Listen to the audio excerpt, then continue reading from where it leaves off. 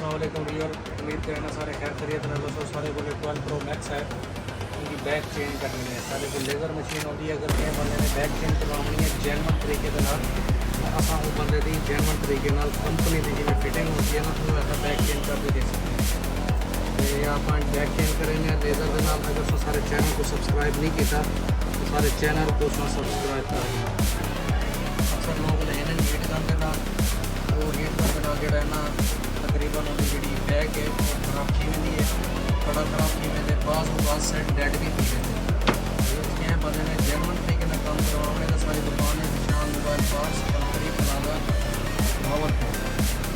जोड़ा बंदा लोधरन है या भावलपुर है या सारी फर्स्ट फ्लोर की दुकान है। सारे को all to all model genuine panel होने, जैनवन बैका होने, सैमसंग दियाँ, वन प्लस दियाँ, गूगल दियाँ। अलहमदुलिल्लाह जोड़ा भी काम करें बाइक साफ सुथरा तो अच्छा काम।